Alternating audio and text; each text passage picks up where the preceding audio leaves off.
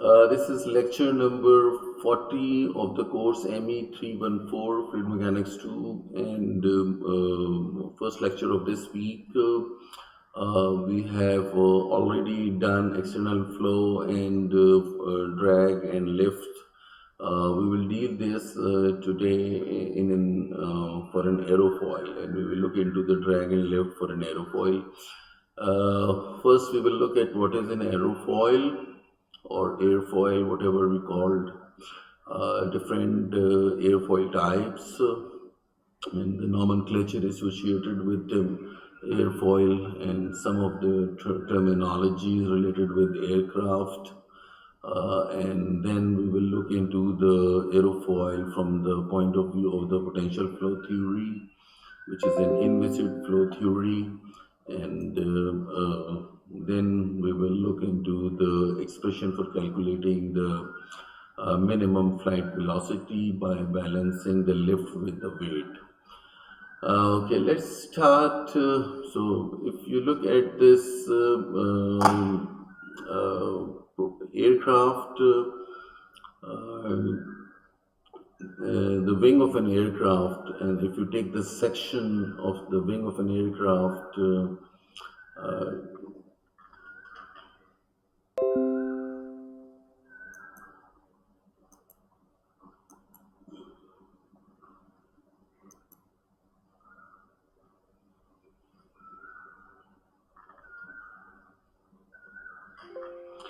so the wing of an aircraft, if you take the cross section of that, so this would be the direction of the incoming flow, and if you look at that cross section, so that section, two-dimensional section, would be called as airfoil section. So airfoil section is a two-dimensional picture of the wing, and this is the span of the wing. So airfoil is nothing, just a two-dimensional cross-sectional shape of a wing, and the flow over the cross-section of a wing can be shown. We know the velocity is above this wing is some higher velocity, and the bottom is some lower velocity. So higher velocity on the upper surface means lower pressure, and lower velocity on the bottom surface means higher pressure, and this difference of pressure is actually providing the lift to an aircraft. So airfoil is just different types of cross sections over which fluid flows over that section, so that we call it an airfoil. The purpose of an airfoil is designed in such a manner to produce the lift force as the fluid moves around it. So if you look at from the top of this, that view is called as a planform view. So if and this edge is actually called as a leading edge, and this edge is called as a trailing edge. So the distance between the leading and the trailing edge is called as chord, and we represent here C as for that length, and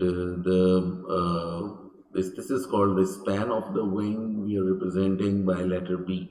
So if you look from the top, the area that you can see is B times C, so that area would be called as a planform area. This leading and the trailing edge, if you extend that, and let's say the incoming flow is in that direction, so from that line which makes with this direction of the flow, we call that angle to be called as angle of attack, or sometimes called angle of incidence. And as we already have seen that the drag force is actually in the direction of the incoming velocity. So incoming velocity is horizontal, then the drag force would be horizontal, and the force which is normal to the direction is actually called as a lift force. So the same is true here for the aerofoil cross section. So the drag force is actually the force, the sum of the forces that has been acted in the direction of the upstream velocity. And let's say here we have called upstream velocity as v, and the normal force is the resultant force normal to the direction of the upstream velocity. That would be the lift force. So this is these are the terminologies which are we must know in analyzing the aerofoil. The expression for calculating the lift coefficient is exactly the same as the lift force divided by the dynamic pressure times area. But here the area is not the frontal area, but here in aerofoil sections we take an area which you call it a planform area. So this is how we define the lift coefficients. So in cylinder or in some other geometries, you have seen that we have taken a area that is actually the frontal area. The maximum, actually, the distance between the top surface and upper surface and the bottom surface of the aerofoil would be called as the thickness of an aerofoil. So, in the definition of the drag coefficient, also in the numerator we have a drag force divided by the dynamic pressure, which is half rho times v square. Rho is the density of the fluid which is approaching the aerofoil, and once again in this expression for drag coefficients, this area is actually this planform area. Okay, there are different shapes of an aerofoil. So what you call it a symmetrical aerofoil is, for example, the region above the chord line and the below the chord line is same. It means we can cut the aerofoil into half section. That would be called as symmetrical aerofoil. So that is symmetric aerofoil, and sometimes we don't have that region same. They are actually called as asymmetrical, and we call it a cambered aerofoil. From historically, the first aircraft by Wright brothers with 1908 have typically non-symmetrical aerofoil like that. So they have this shape, and the early aircraft in set have these shapes from 1908 to 1919 here, and we can see that NACA 2412 is the 1933. They have this sort of an aerofoil, and over the years, shapes of an aerofoils have improved, and a lot of development has takes place in this aeronautics and aerodynamics. And actually NACA stands for, in US, that is actually the National Advisory Committee for Aeronautics. So that committee has proposed different types of aerofoils for aircrafts. So, I mean, these aerofoils have different sections depending upon different applications, and we will look into the later part of the course in detail why they differ in their shapes. Okay, so we define the nomenclature of an aerofoil. We start with the leading edge,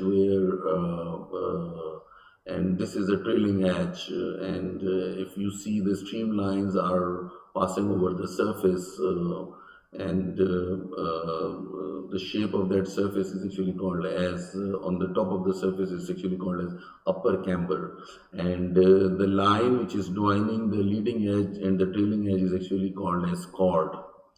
and this lower shape of the lower surface of this aerofoil is actually called as lower camber. And here the line which is somewhat in the middle of the two surfaces, upper surface and a bottom surface, is actually called as mean camber. So these are the terms which has to be used in defining aerofoil. So important one is the chord length and upper camber, lower camber, leading edge, and the trailing edge.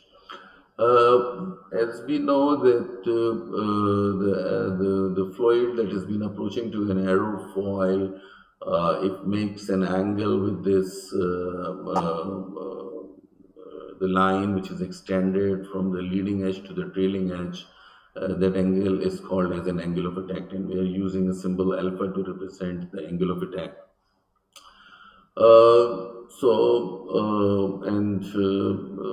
There is a camber, there is a leading edge is not a sharp edge, it is actually say there is edge in radius, and so that the aerofoil becomes streamlined.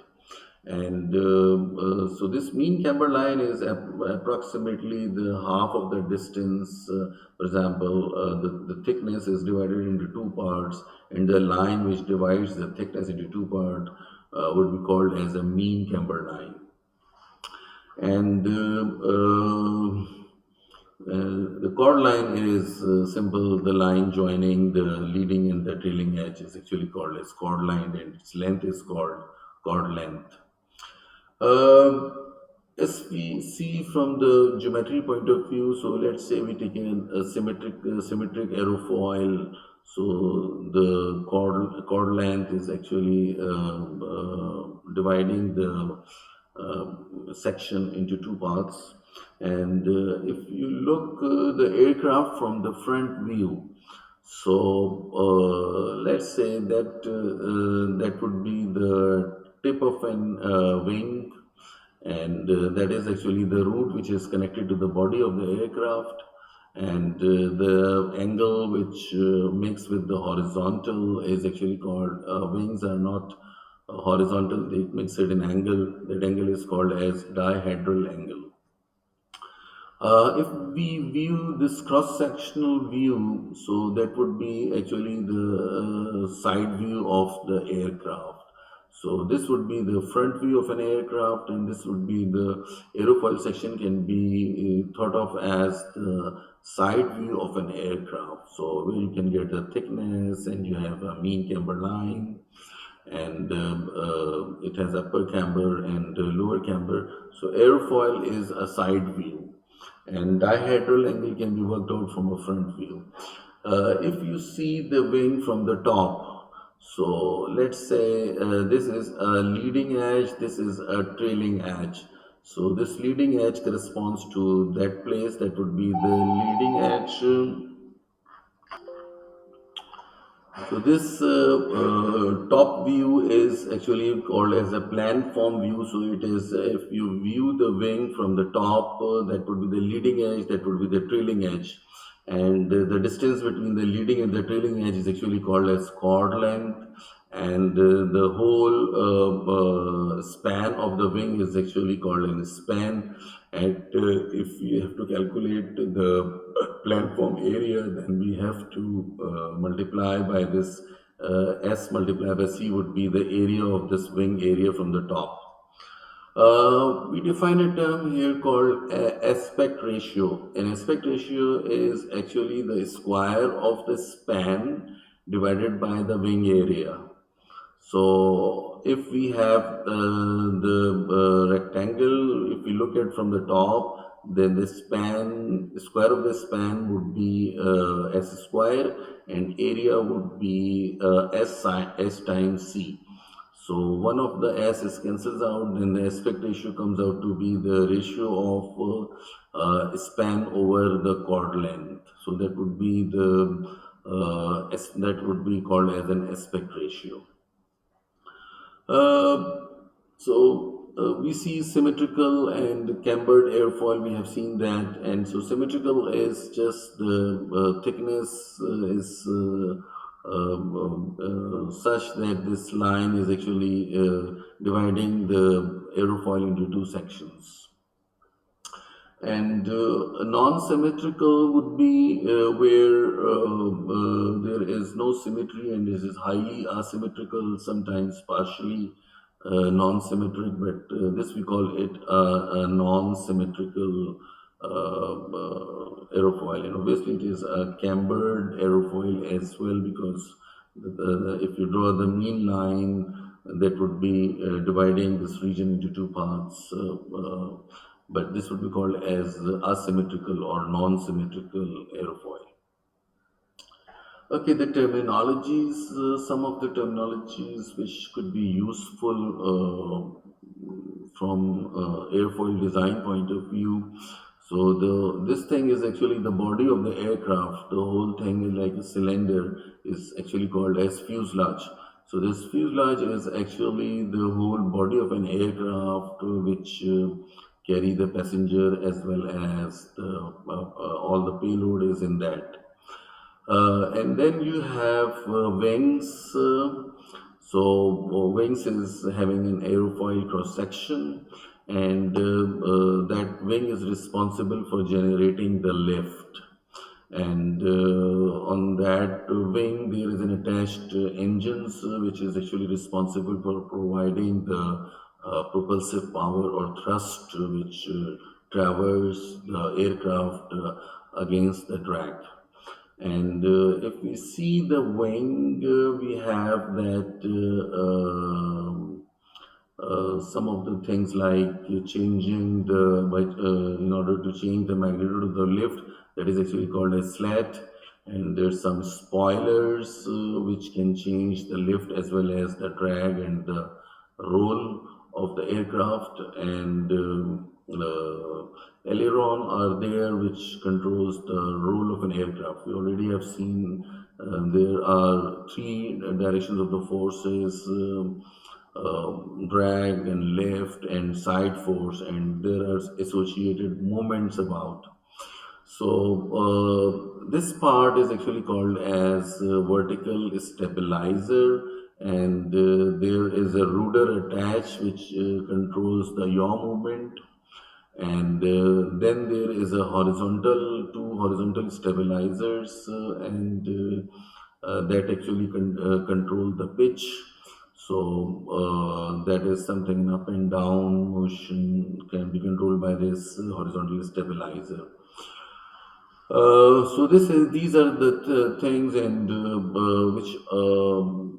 which would be required in aerofoil design. So we will talk about, especially we talk about those flappers which are part of the wing in an aerofoil design later, once we will look into the performance of an aerofoil. Okay, let's now look into the potential flow theory. Let's say we have an airfoil cross section and the flow approaching the cross section and sub point, the velocity is zero. We call, and this is actually at the leading edge. So that point is actually a stagnation point. And similarly, if your aerofoil is symmetric and we are talking about inviscid flow, it means streamlines passes over the surface of an aerofoil. So that point at the trailing edge is another stagnation point. So the streamlines would be passing over the surface, and we know from the knowledge of the potential flow theory that these distributions, as it is symmetric, what is the pressure distribution of the surface on the top and the bottom, they cancels out each other, so there is no net effect of the pressure difference. So it means the potential flow theory is unable to predict the lift force as well as the drag force onto this aerofoil.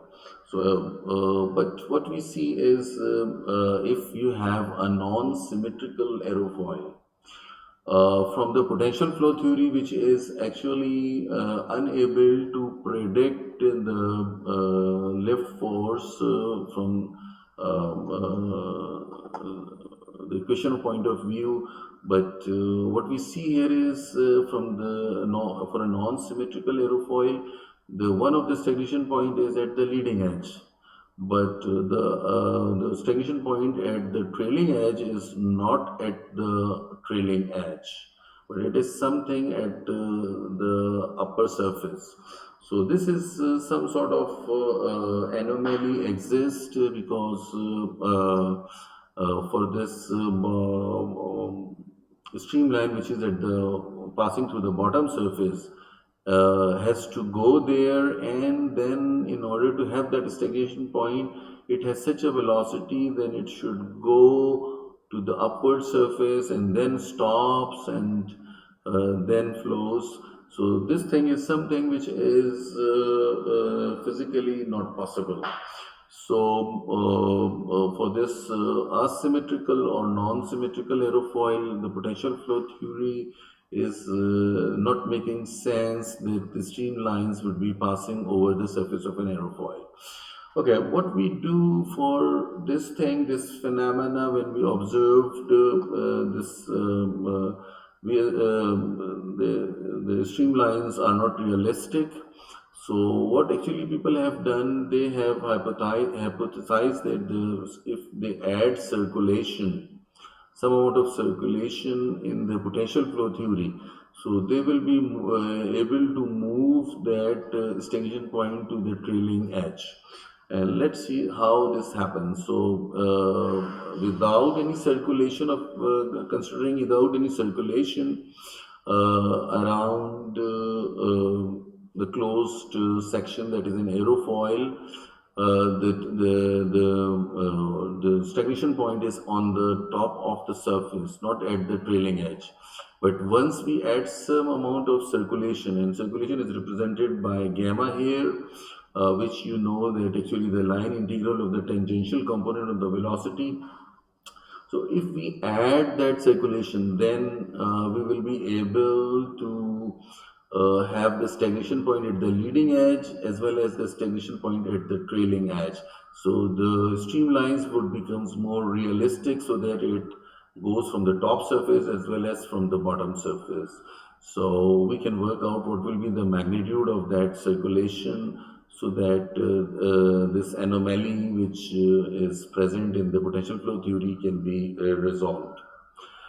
So this is by introducing the for a symmetric airfoil for chord line C and a small angle of attack alpha value, the magnitude of circulation which has to be introduced into the potential flow has a magnitude of pi times C is the chord length, alpha is the angle of attack, and V is the upstream velocity. So we already know that once you have a rotating cylinder in your potential flow lecture, once you have a rotating cylinder, then this rotating cylinder would be experiencing a lift force. And the relationship, we already have seen the lift force per unit length on the cylinder was rho times the approaching velocity times the circulation. So if you substitute the magnitude of the circulation, you will be able to calculate the lift force, and once you know the lift force, you will be able to calculate the lift coefficient as well. So this is what we can analyze through potential flow theory for an aerofoil section. One topic which is we know the lift coefficient is the lift force divided by the dynamic curvature times the planform area, and we have multiplying lift coefficient by this term in the denominator, we will be able to calculate the lift force. So once we are interested in calculating the flight velocity, minimum flight velocity, when we can think of the whole weight of the aircraft is balanced by the lift force. So when your lift force becomes your weight, and in such a situation when your lift coefficient is once you have a minimum velocity, then the corresponding lift coefficient would be some maximum value, then that velocity would be called as a minimum velocity. So here the lift force is balanced by the weight, and the lift coefficient is taken at its maximum value, and the corresponding velocity would be the minimum velocity. So we just bring the minimum velocity on the left hand side and everything on the right hand side and take the square. So this becomes the formula for calculating the minimum flight velocity. So we need the weight of an aircraft and the maximum lift coefficient and the density of the air usually, and this planform area. So we will look into this expression by solving the problem. Let's say we have this problem. We have a commercial airplane which has a total mass of 70,000 kilograms and a wing planform area of 150 meters square. The plane has a cruising speed of 558 kilometers per hour and a cruising altitude of 12,000 meters. And at that altitude, the density of air is 0.312 kg per meter cube. We know that the density of air at the ground, not at 12,000 meter, but at 0 meters or at a sea level, is around 1.1 or 1.2 kilograms per meter cube. So this is the density, or the air becomes less dense once it is at that altitude. Assuming that the lift and drag characteristics of the wings can be approximated by a NACA 23012 aerofoil. So from that performance curve, which we will deal in the next lecture, we have worked out the maximum lift coefficient is 1.52 and the drag coefficient is 0.03. So what we need is we need to determine the minimum safe speed for takeoff and landing, that is actually the ground condition, and the lift coefficient at the cruising, and the power needs to be supplied to provide enough thrust to overcome the wing drag. So three things we have to work out. Okay, what is given here is a weight we can easily calculate just multiplying mass with the acceleration due to gravity. We know the cruising speed is 558 km per hour, so multiply by 1000 divided by 3600, we will be able to calculate the speed in meters per second. The lift coefficient, drag coefficient is already given, no need to mention here, but planform area is 150 meters square, and we know the density when it is takeoff and landing is 1.2, and the density at the cruising speed of that altitude is 0.312 kilograms per meter cube. So formula for calculating the minimum velocity is twice of the weight and the lift coefficient, maximum value of the lift coefficient. And keep in mind this minimum velocity that is actually which is at the takeoff or the landing. So the density here is 1.2, not 0.312. And planform area is 150. So 70.9 meters per second is actually the minimum velocity for this weight to carry. So, and then we can easily work out the lift coefficient because we know the lift force in that case would be, but here we are interested in calculating the lift coefficient at the cruising speed. So once we are at the cruising speed, then the velocity would be 155 meters per second and the density would be at the cruising at an altitude of 12,000 meters, that is 0.312. And the planform area remains the same, so this is the lift coefficient at that altitude, so it is smaller than the maximum value of the lift coefficient. And then we have the drag force, which is the drag coefficients times the dynamic pressure times the planform area. So here the drag force is calculated at the cruising speed of 155 meters per second.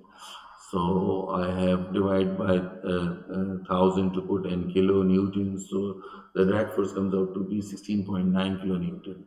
The last thing is the power which is required to propel or overcome the drag. That is actually the thrust force. So thrust force would be the same as the drag force, and the power would be the force times the velocity. So 16.9 multiplied by the cruising speed, then the 2620 kilowatt is actually the power requirement. So this is how we can solve such problems. So I end this today's lecture here at this point.